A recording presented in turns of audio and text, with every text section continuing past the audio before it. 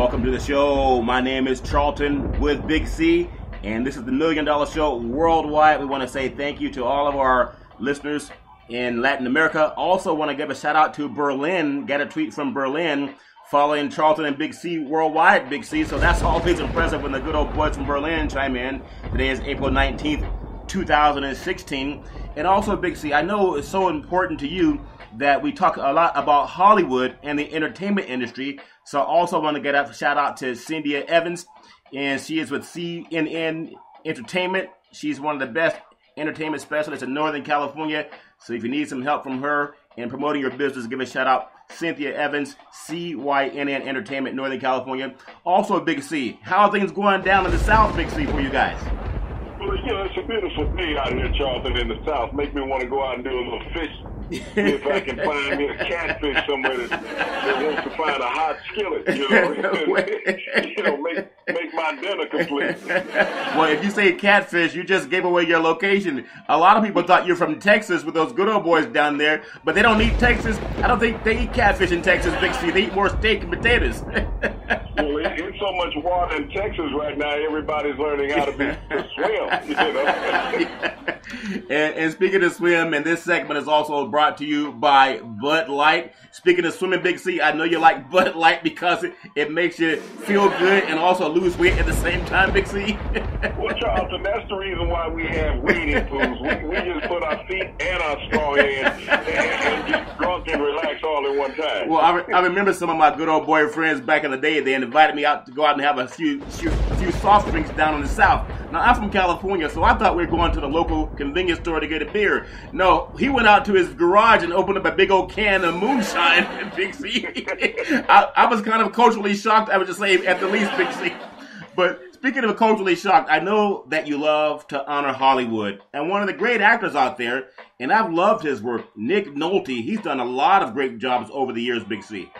Well, when you think about Nick Nolte, Charlton, this guy has run the gamut when it looks at acting. You know, he's done television. Yeah. He's done the movies. You know, the movie that got him started though in Hollywood, Charlton, was called North Dallas 40. Oh, yeah. And, you know, where he played a wide receiver with a team that was down in Texas, you know, which was supposed to be a pictorial real team, Charlton. And we won't say that team's name, but, you know, it shed a light on America's team and what really went on in football behind the scenes. Yeah. And, you know, it gave people a real insight for the first time of what football existed of, that this is really a meat factory. Yeah. It's about bodies. We can turn them over left and right. Yeah. But, you know, later on in his career, Charlton, he did another movie called, and here it is with my CTE kicking in again. It's okay. Hey, the NFL has a settlement for that, so you'll be okay, Big C. You know, he did Blue Chip, and he had some great NBA players in that movie at the time. Yeah. Shaq, you know, Shaquille O'Neal, Penny Hardaway, Coach Bobby Knight played in that movie, where he played a college basketball coach, and they were on the recruiting trail bringing in these high-profile players. But it also showed how easy that a college basketball game could be fixed, Charlton. Well, and that's what this movie was about, the money part of it. Yeah. Money's everything, Big C, especially in college sports. And Charlton, he played in the series with Eddie Murphy, 48 Hours. Oh, one of the great movies out there. I love 48 Hours. Which he played a powerful role, you know, as a disgruntled police officer, undercover officer. But, you know, he did a fine job with Eddie. But, you know, the series that I really like him in, Charlton, where he got his start, and not many people remember, it was in television. It was a mini-series that he played in called Rich Man, Poor Man. Yeah. And he did a great job in this. He was an Emmy-nominated role for him back in the early 80s, Charlton. But Nick Nolte has been a fine actor over the years. I remember Mulholland Falls a few years ago, where he was a detective in Los Angeles. Excellent movie. Where, you know, he didn't get the acclaim that he needed. But when you look at what he's been able to do, transcend sports with mainstream Hollywood and television, you have to take your hats off to Nick Nolte and sing him a little praise, Charlton. Well, I know as far as singing his praise, he was also in the movie with Eddie Murphy. You talked about 48 Hours, and see, the blending of Hollywood and sports is so real because you talked about some of his great movies. And I know that throughout the sports world, we all are hyped on football. We're all hyped on basketball, Big C. We know the NBA finals are going on right now with the playoffs starting. We have NHL hockey starting off. No teams from Canada, by the way, chasing Lord Stanley's Cup. But I do want to bring up something, Big C, when we talk about sports, because we're always talking about the draft. Well, you talk about no team in Canada chasing Lord Stanley's Cup. Yeah. But they're all chasing that tin cup full of beer right now because, you got to have something to drown your sorrows. So alcohol sales are real high right now in Canada. Well, when the good old boys in Canada understand that you good old boys down south, you make your own alcohol and you don't pay taxes, I think you'll have more people crossing the border. But have to get Donald Trump involved, Big C. Well, that's when we talked about Kevin Costner, a few weeks ago in the movie Tin Cup. Yeah. He had the wrong impression of Tin Cup. That's a tin can full of beer, y'all. What the guy showed me was not a tin cup. He showed me like a 5-gallon cup of moonshine. So I'm glad I didn't have any of that good old boy drink. It's called good old boy lemonade, from what I understand, Big C. Well, is anything wrong with your body, Charlton? You can drink it, you can rub it on your body, and either way, you're gonna feel good. That you usually feel good when you're unconscious, Big C. That's what I found out the hard way. and speaking of the hard way, Big C, I know we're talking about this college draft, but it all starts with these great universities. We talked about earlier in the week how the great Lynn Swann, he's coming back to USC as the athletic director, replacing his quarterback that he played with in college under Hayden. But also, Garrett had it before Hayden had the job at the great USC before they got on some academic probation. I guess somebody was providing more than moonshine to the good boys down at USC. But this is something I want to bring up because Lynn Swann's a multimillionaire, and I loved him as an athlete. But see, this is real talk, and we can always bring these things up. And as we bring this up, this segment is sponsored by your Northern California Cadillac dealer, home of the Escalade. You can only get it there new, and when you go down and test drive it, tell them that Charlton and Big C sent you. I heard Lynn Swann saying that they don't believe athletes, when he says they, I guess he's representing USC, the men of Troy. They don't believe athletes should get compensation because a lot of their guys get paid anyway. That's just a joke. Big C, Reggie Bush not included. Well, nobody gets paid in college football. Not the powerhouses anyway. But think about it. Do you think that you've been around 40 years covering the sports? Do you think Lynn Swann decided he wanted to forego his salary and work as a volunteer for USC, Big C? Well, Charlton, I'm going to assume that, the University of Southern California is going to be paying Lynn Swann somewhere between $3.5 and $4 million a year to be athletic director. Yeah. Now, Lynn didn't agree to go in and take the job for $100,000 a year, Charlton. Yeah. So that's self-medicating what Lynn is talking about. As much as I can get. Matter of fact, he didn't even go in and negotiate his own contract. He had an agent go in and negotiate the contract for him, Charlton, because he's got to get just a little bit more. But as far as, giving that back to the athletes, yeah, he's not going to do that. If any athletic director, Charlton, in America was concerned about the athletes, take 1/10 of the salary that you receive, okay? Yeah. 1/10.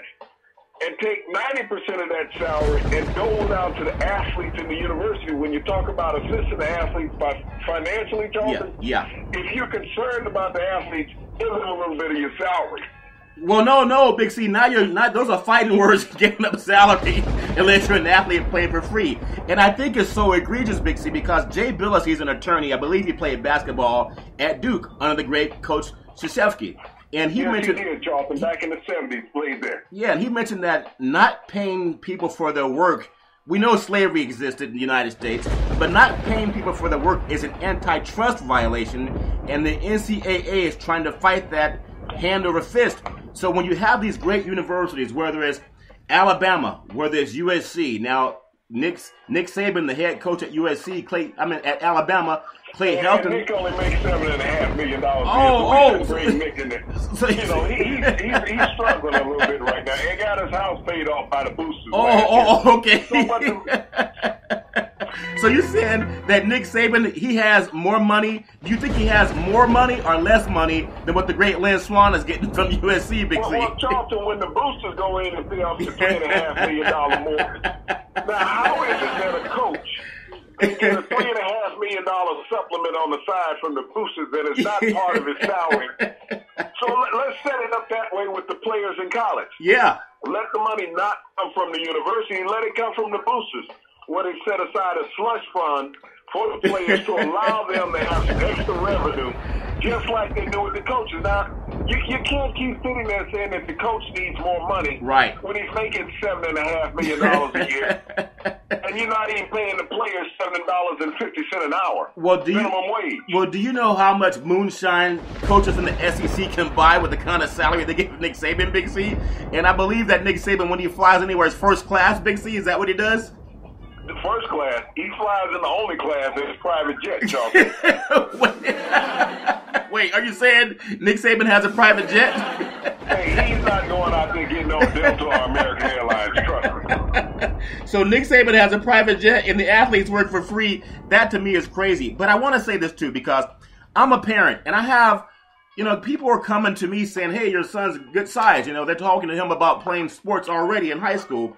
And it happened to me, and I'm not saying it's bad, because an education is good, and it's very expensive. If you can get some help doing it, that's great. But I also want to see people putting more emphasis on kids getting the academic part, and I hope they will implement this, but I doubt if they ever will. Whenever a college coach shows up to your house telling you they want your kid to come to their school, ask them for the graduation rate. Because that's more important than saying you're going to be on TV 3 times a week, Big C. Does that make sense at all, Big C? Well, Charlton, you remember we talked about the late Michael Clark Duncan a few weeks ago. Yeah. People remember him from The Blind Side and several other key movies. The Green Mile as well. Yeah, the Green Mile too. But Michael Clark was at Northwestern on an academic and drama scholarship. Yeah. He didn't play athletics. His mother didn't feel the need, as you speak about your son, because of his size. Yeah. She was more concerned with the development of his brain. Everybody knew he had a massive body, but his brain was what was going to get him through life. Yeah. And as an athlete, they're sold a bad bill of goods. When you got the NFL draft coming up, Charlton. Yeah. And of the eligible players that are eligible to be drafted by the NFL, only about 2% will be drafted. Wow. You think about that. Only about 2% of the eligible players this year that are available for the draft will be drafted. So when we talk about singing the praise of a college athlete and that they're going to get to the next level and they're going to be playing on Sunday, okay, 2% out of 100% being drafted, okay? So that means that 98% of the players eligible coming out of college this year to be drafted will go undrafted, Charlton. So what about their future? This is why we preach so much about education. You don't get it from the rest of the talking heads. Yeah. They're just talking about who's going to get paid or who's not going to get paid. So those guys who get that $7 million contract, how many of the other guys are going to go out and work for $7.50 an hour, Charlton? Well, think about it, because Lynn Swann, and I liked him as a player. I liked him when he played for the great Pittsburgh Steelers under Chuck Noll. Yeah, but Charlton, he never played against the Oakland Raiders. Every time he walked out there, he had a cold or a pulled hamstring or a sprained ankle. Because he knew if he got on the field, he was going to leave with a concussion. And maybe that's affecting him now when he's talking about not paying the players at the University of Southern California. I know. Can you imagine the bargaining power of a guy that goes in and say, it's like slavery in a sense. Tim Wise wrote a great book about white skin privilege. And it's not always about color, but sometimes it's always about the green, Big C. And you have these guys, and they're in a position like Lynn Swann. They're supposed to be advocates for the student athletes, because if he's not interested in being an athletic director, then get rid of your athletic programs. Cancel football at USC, cancel basketball, cancel baseball, cancel track and field, because those are multi-million-dollar revenue-generating organizations. They just happen to be what they call, they're not professionals. They're minor league players, but they don't want to pay them, but they're all getting multi-million-dollar contracts, Big C. And I think whether it's him or Nick Saban in Alabama, you have great universities like Notre Dame, when Lou Holtz had them competing for national championships. Are you telling me Lou Holtz turned down a paycheck, Big C? Is that what people want me to believe?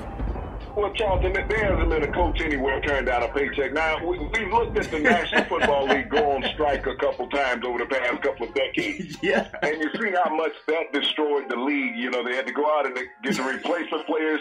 And they even named them scabs. Big C, hold on. They haven't worked for anything. And that's what a scab means, is you will work for anything. Hold on. The regular players and everyone else, the announcers and all call them scabs. But look at it this way, Charlton. Yeah. When they had the replacement players in the NFL, okay? Yeah. and you talk about the talking heads having a platform to be able to utilize it to assist others. How many of those talking heads, when the regular players are on strike, went on strike themselves, Charlton, said, we're not going to call a game if the regular players are not there. When you talk about selfish individuals, they sit around and collected their paychecks and going against what the regular players were going against, trying to get a pay increase. Yeah. Now look at this from a college football perspective, Charlton. If all of the NCAA players decided on a 2-week stretch that we're going to go on strike, what would happen to the universities economically and everywhere else? Then how would that affect them if the players say, okay, if we're not going to get paid, we're not going to play?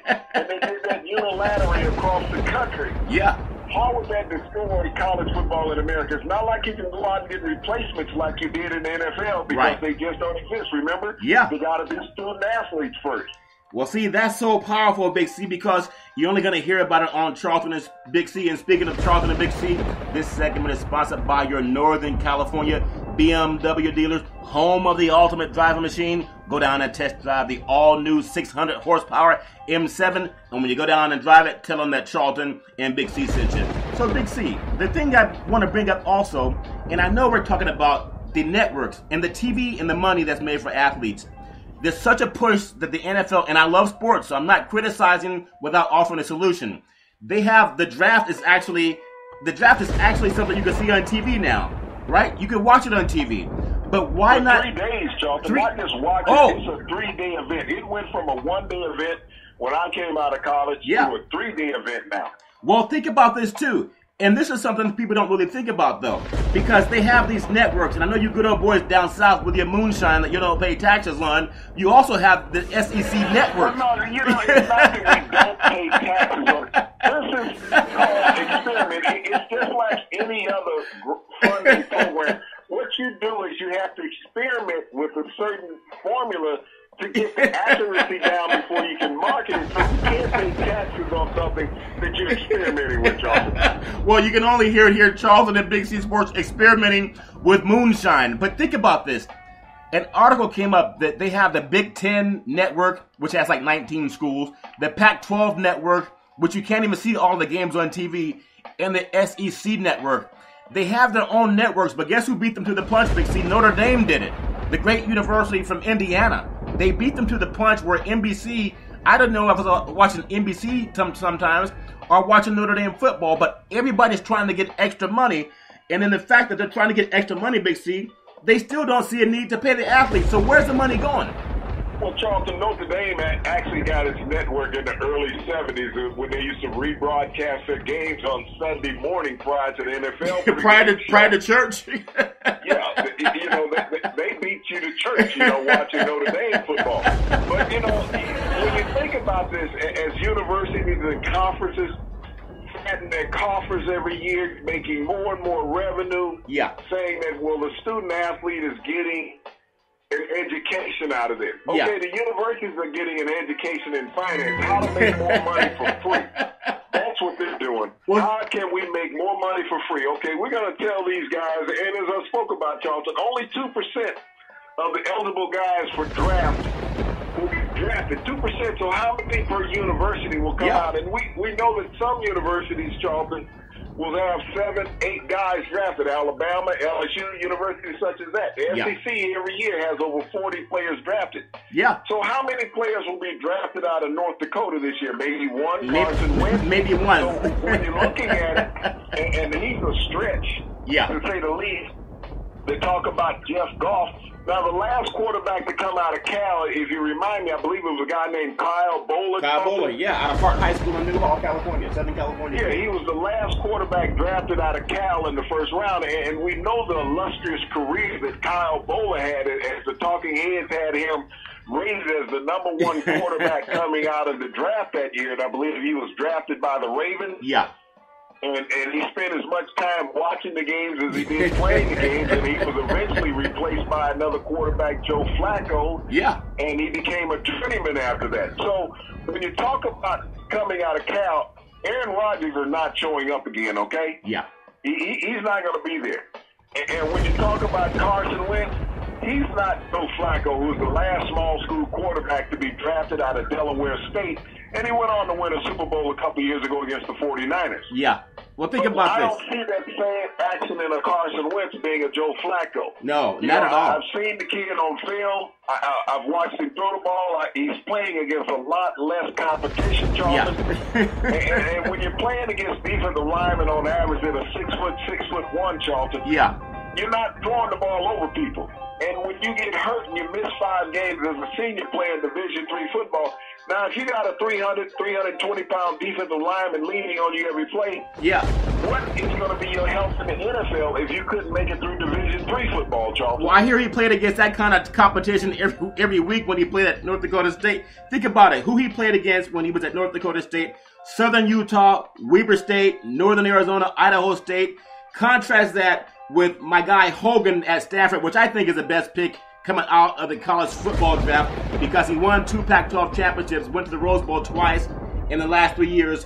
Hogan, Big C, he completes 68% of his passes, threw for 2,800 yards last year, and the knock on him is that he has a black head coach because Lynn Swann doesn't want to give him to get paid either, Big C. you don't want to have a prototypical quarterback or the best quarterback coming out in the NFL draft learning this from a black head coach, because now you got to win on every level. You got a black coach that can win, and we're not going to say that, Coach Shaw at Stanford is a good coach even though he wins the Pac-12 championship. Hey, winning doesn't matter. We're not going to say that Hogan is a good quarterback even though he has won the Pac-12 championship.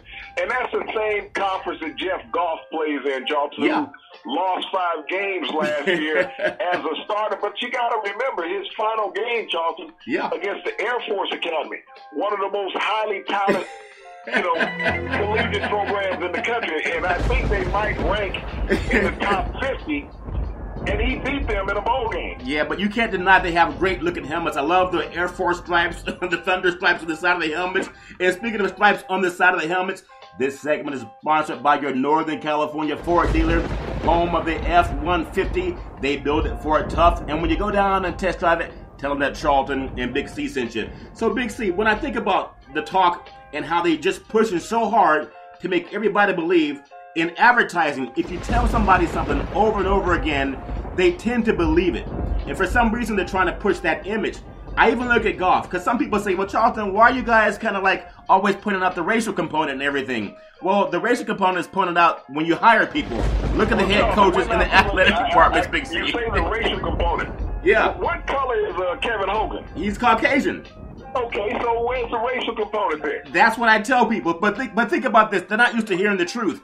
Because this kid played in a pro-style offense, and he's played against great defenses at Cal, if you call that a great defense, USC, UCLA, Notre Dame, blew out Iowa in the Rose Bowl. They blew out Arizona State, but he's considered less accomplished than a guy that beat Southern Utah, Weber State, Northern Arizona, and Idaho. So when you look at how Shaw, again, Lynn Swann's in the same conference now, but Shaw's the 8th highest coach in the Pac-12. He sent more coaches to the NFL draft than any other coach in the Pac-12. He's won more games under his tenure than any other coach in the Pac-12. He has developed one of the best running backs in the history of college football in McCaffrey, over 5,000 total all-purpose yards, did not get a Heisman Trophy. However, this coach is still kind of off the radar. They're looking at guys, 7 coaches in the Pac-12 make more than him. So when Lynn Swann says people don't get, or they should not get paid, maybe he should rethink that, Big C, because this guy's highly underpaid. Well, like I said earlier, Charlton, there was no way that Lynn Swann was going to take the USC athletic director job on a 6-figure salary. He's getting paid 7 figures being the athletic director at University of Southern California. So when you talk about a selfish, backhanded compliment, that's what Lynn Swann is doing. Let him take less money than any athletic director in the Pac-12. Let him be the 10th highest paid athletic director in the Pac-12.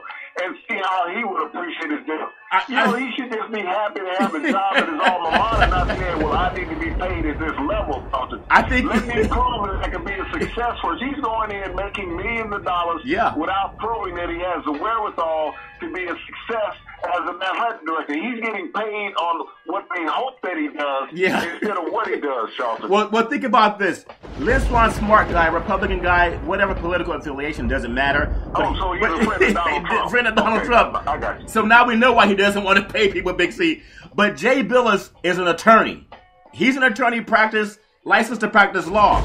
Lynn Swann is not. The attorney says not paying athletes is an antitrust violation. Lynn Swann says, so what? They should be happy that they get a scholarship. I think the lack of concern over the exploitation of the young black athlete, primarily USC's in the heart of South Central Los Angeles. Most of their top athletes happen to be African American.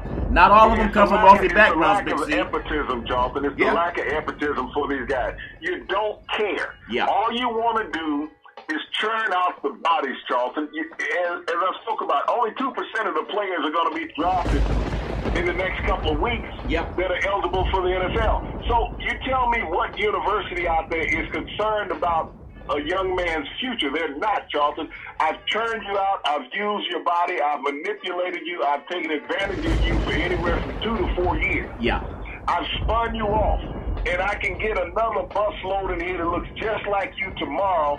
The minute you're gone, we won't even know. Matter of fact, we'll put a guy in the uniform that you had on, look just like you. The only thing that will be different will be the name across his back. And speaking of the name across his back, this segment is also sponsored by Inslinger Law. If you need help with your mortgage, Randy's been practicing law for over 31 years. And if you go down and see him, tell him that Charlton and Big C sent you. You can also send out a tweet for Inslinger Law, and that's Randy. Now think about this also, Big C, something that's important, because I'm watching this NFL draft again, and we talk about it because we probably are the only network that will outside of 2 minutes. When I think about the money that's being put into evaluating players, I look at the running back out of Ohio State. It was a great player, Ezekiel Elliott. I remember he grew up in Missouri, and he was going to go to University of Missouri. But he ended up going up to Ohio State, 6 feet, 225. This kid averaged 6.7 yards a carry, and he had 1,821 yards last year. Now, he's considered an all-everything running back, but even him, when it comes to getting signed, he's less valuable to an organization than a guy like Brock Osweiler, who played at Arizona State, never won a Pac-12 championship, never took Arizona State to a Rose Bowl, sat on the bench for the Denver Broncos, backed up John Elway, who they said was so beaten up he can only play one more year. He was benched after 4 games. He gets $37 million guaranteed from the good old boys down in Houston, and $75 million, Big C, over 4 years. And the guy set the bench last year. They still haven't signed Von Miller, who helped them win the Super Bowl last year and was Super Bowl 50 MVP, Big C. Well, Charlton, he set the bench for 3 years, and I look at the talking heads like a Mel Kiper, who is the valued running back in the NFL, coming out of college. And the only reason he's devalued in that position because the dominant running backs coming out of college football are black. They're African American, Charlton. So what he's saying is don't pay these guys. You can get them real cheap. This goes back pre-segregation, Charlton, when you had historically black colleges. When you would draft a black player out of a black university and pay him half of the money that you paid a white player coming out of a dominant white university. And a perfect example of that, Charlton, the Kansas City Chiefs in the same year drafted the great Willie Lanier, a Hall of Fame middle linebacker out of Morgan State. He was a 4th-round draft pick, Charlton. That same year they drafted Jerry Mays, a middle linebacker, All-American out of Notre Dame. In the 1st round, Charlton, they go to training camp. Mays realized after a week that he had to find another position because he understood the greatness of Willie Lanier, their 4th-round draft pick, and he was the 1st-round draft pick. Now, they paid Willie Lanier his rookie year in the NFL, Charles. His rookie year, $14,000. Ouch. $14,000. But they paid Mays $30,000, who was drafted 3 rounds early in the 1st. Because he was white out of Notre Dame. Willie Lanier was black and out of Morgan State and made $14,000. But he also made the NFL Hall of Fame. But that showed the disparity in finances as well as thoughts. And this is what Mel Kiper said. You don't need to pay a black running back anymore. And he might as well just say that. Not a running back, because when was the last time a white running back was drafted high? I believe it was Toby Gerhardt out of Stanford yeah. years ago. Yeah, I agree with that. We saw what happened in his career. 2 years, 3 years with the Minnesota Vikings, and I think he's on his way out of the NFL. Yeah. So, when you look at these black running backs, he's saying they have no value anymore. Yeah. But who are the leading rushers in the NFL year in and year out, Charlton? African American. A bunch of black running backs. Well, Adrian Peterson, Todd Gurley. Yeah. Players along that line. And he's saying that they don't deserve any money. So why is it that you have to pay a white quarterback $100+ million and you can't play a black running back? And we know in the NFL, without a black running game, you have no game. Well, I think... Look at the Super Bowl last year. What stabilized Denver's offense was Anderson running the football. Anderson, Charlton. yeah, that's true. That's true, Big C. And so when I think about it, and again, this is just real. It's not about black and white. It's about green, because Lynn Swan's an African American. And here he is saying that people don't need to get paid. Most of the kids being recruited, they look just like him, Big C. Unless they're being quarterback, they look just like him. Now, when USC plays Alabama, they're already pumping that game down in the great state of Texas, the Kickoff Classic. And they're expecting nearly 100,000 fans to watch USC beat up on you good old boys from Alabama, Big C. So what are they going to win? The warm-up? They're going to win the warm-up? That's about the extent of it. Okay? I told you, I think they brought Lynn Swan back to play in that game. He had a big game against you guys back in the day, Big C. But when you think about it, Big C, I just want your opinion on something. Because everybody has this push to get bigger stadiums. Now, you're down in the Southeast. I believe hardly any stadium is less than 100,000 fans in capacity. Does that make sense? Well, see, that's the reason why the stadiums are that large in the South, because they do have fans. Yeah. We don't have a beach to go hang out on like they do in California. So, the thing to do is go support your team instead of going out there supporting the sea life. I thought they had bigger fans and bigger stadiums because the alcohol was free. Moonshine is don't pay tax on moonshine. We will have a mint julep or a Jack Daniel on ice for you, Charlton, when you show up. Okay, I still think it's funny for all you guys in California. I was invited with some friends down south to go out and get some beer, and I thought we were going to a liquor store. They took me out to the barn. I just thought that was funny. It was good stuff, though, Big C. And speaking of good stuff, we know so much has happened in the world of sports. We have baseball going on. We have the NBA playoffs going on. But I just want to touch on this one more time because I'm hearing all this talk about college football. And we talked about the great running backs. We also have the great Derrick Henry out of Alabama. He's averaging 6 yards a carry. But think about what they said about him. One of the recruits said he doesn't take a lot of hits to the lower body, but I think he's 6'3", 247. He's going to take a lot of hits.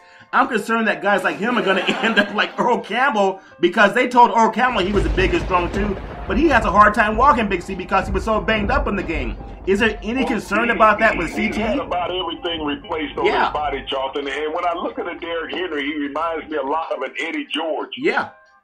And but Lynn Swan be with the Dallas Cowboys. Lynn Swan, when you think about DeMarco Murray, a similar running style, and the offensive line is built for a running back of his stature and speed. Yeah, he would be a perfect fit in Dallas when Dallas is looking to upgrade their offense. Yeah, they would be very wise to go with a Derrick Henry in the first round. Yeah, look for a quarterback in the third round to replace Tony Romo in 2 years. Yeah, and.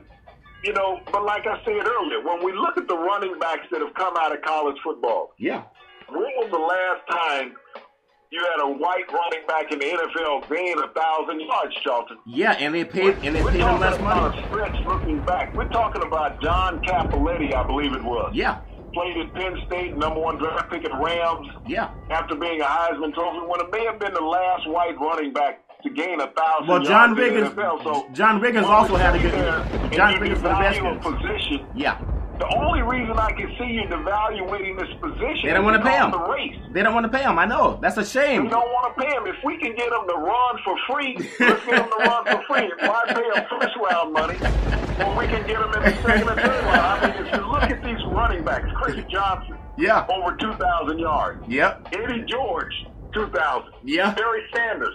Adrian Peterson, Eric Dickerson, over 2,000 yards. Jamal Anderson, over 2,000 yards with the Ravens. Yeah. These running backs have done it. These have been African-American running backs. Yeah. And they're saying they have no value anymore. The all-time leading rushers in the NFL history. Yeah. The top 10. African American running backs. Yeah, and she. So why are they devalued now, Charlton? That's what I'm trying to understand. How does Piper and the rest of the talking heads say these guys have no value? But yet, when you look at a team going to the Super Bowl, which one of them did not have a dominant African American running back, Charlton? Show me. That is so incredible, Big C. And speaking of dominant, we're out of time, Big C. It happens too fast.